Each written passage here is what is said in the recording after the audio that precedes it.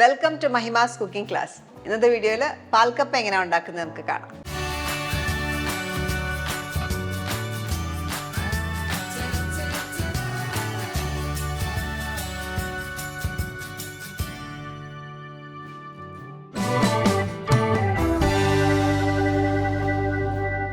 പാൽക്കപ്പ ഉണ്ടാക്കാനായിട്ട് ഞാൻ ഇവിടെ എടുത്തു വെച്ചേക്കുന്നത് 1 കിലോ കപ്പയാണ്. 1 കിലോ കപ്പ തൊലിയെല്ലാം കളഞ്ഞ് ക്ലീൻ ചെയ്ത് എടുത്തു കഴിയുമ്പോൾ നമുക്ക് ഏകദേശം ഒരു 800 ഗ്രാം വരിക.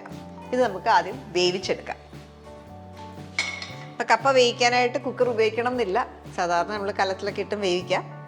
ടൈം സേവ് ചെയ്യാനായിട്ട് ഞാൻ കുക്കറിലിട്ട് വേവിക്കാം. നന്നായിട്ട് വെള്ളം ഒഴിച്ച്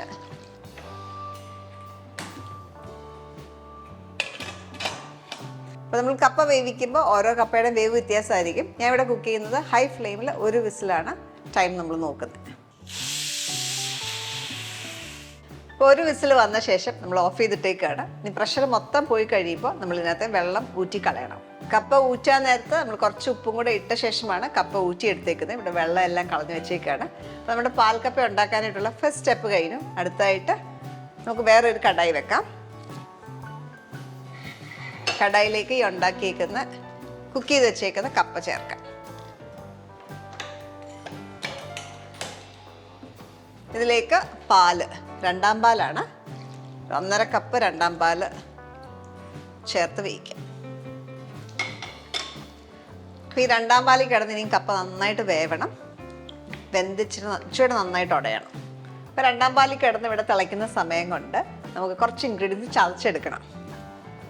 ഞാനൊരു 8 ചുവന്നുള്ളി, എരിവിന് കണക്കാക്കി പച്ചമുളക് ഉപയോഗിക്കാം. ഞാനൊരു 2 പച്ചമുളക് ചേർക്കുന്നത്. ഇത് രണ്ടും കൂടെ ഒന്ന് ചതച്ചെടുക്കാം.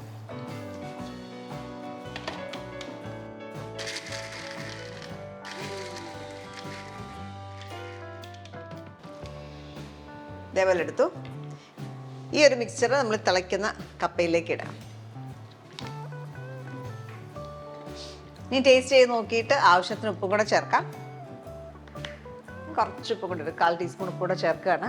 അപ്പം എപ്പോഴും ഉപ്പിൻ്റെ അളവ് നമ്മൾ ആദ്യം കപ്പ വേവിക്കാൻ നേരത്ത് ഇടുന്ന ഉപ്പ് കണക്കാക്കിയിട്ട് ഇച്ചിരി വ്യത്യാസം ടേസ്റ്റ് ചെയ്ത് നോക്കിയിട്ട് എപ്പോഴും ഉപ്പ് ചേർക്കുക. അപ്പോൾ നമ്മുടെ കപ്പ ഈ ഒരു സ്റ്റേജായി, ഇച്ചിരി നന്നായിട്ട് തിക്കായിട്ടുണ്ട്. ഇനി നമുക്കിതിനകത്തേക്ക് 1-ാം പാൽ ചേർക്കാം. ഞാൻ ഇവിടെ എടുത്തേക്കുന്നത് 1/2 കപ്പ് തിക്കായിട്ടുള്ള പാലാണ്. അതിലൊഴിക്കാം. എപ്പോഴും ഓർക്കുക, നമ്മൾ ഇരിക്കും തോറും ഇത് തിക്കായി വരും. ഈ ഒരു സ്റ്റേജിൽ തന്നെ ഓഫ് ചെയ്യാം. നന്നായിട്ടൊന്ന് ചൂടായി കഴിയുമ്പോൾ ഓഫ് ചെയ്യാം. അപ്പോൾ പാൽക്കപ്പയുടെ നല്ല ടേസ്റ്റ് എന്ന് പറഞ്ഞാൽ അതിനകത്ത് കടുക് വറുത്ത് ചേർക്കണം, അതാണ് കൂടുതൽ രുചി. ഈ ഒരു കൺസിസ്റ്റൻസിയിലായിരിക്കും ഇരിക്കുക, കുറച്ച് കഷ്ണങ്ങളും ഇച്ചിരി ചാറുമായിട്ട്. കടുക് പൊട്ടിക്കാനായിട്ട് 1 ടേബിൾ സ്പൂൺ വെളിച്ചെണ്ണ ചൂടാക്കാം. എണ്ണ ചൂടായി ഇതിലേക്ക് ഒരു 1/4 ടീസ്പൂൺ കടുക് പൊട്ടി കഴിയുമ്പോൾ അതിലേക്ക് 2 ചുവന്നുള്ളി നീളത്തിലരിഞ്ഞത്, ഒരു മുളക് കൂടെ കീറിയിടാം.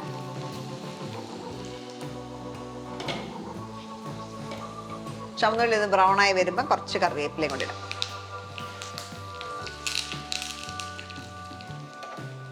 കപ്പയിലേക്ക് ഒഴിക്കും.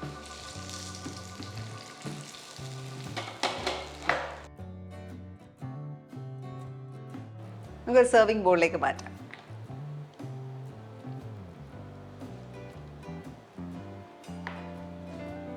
വളരെ സിമ്പിളാണ്, എന്നാൽ വളരെ ടേസ്റ്റിയുമായിട്ടുള്ള ഒരു ഡിഷാണ് പാൽക്കപ്പ. അപ്പോൾ പാൽക്കപ്പയുടെ ഏറ്റവും നല്ല കോമ്പിനേഷനാണ് നല്ല എരിവും പുളിയൊക്കെയുള്ള മീൻ കറി, അല്ലെങ്കിൽ നല്ല ബീഫ് കറി, നാടൻ സ്റ്റൈലുള്ള ബീഫ് കറിയോ ചിക്കൻ കറിയോ ഒക്കെ ഇതിലൂടെ നല്ല ബെസ്റ്റ് കോമ്പിനേഷനാണ്. ട്രൈ ചെയ്ത് നോക്കിയിട്ട് നിങ്ങളുടെ ഫീഡ്ബാക്ക് അറിയിക്കുക. അടുത്ത വീഡിയോയ്ക്കായിട്ട് stay tuned to Mahima's cooking class.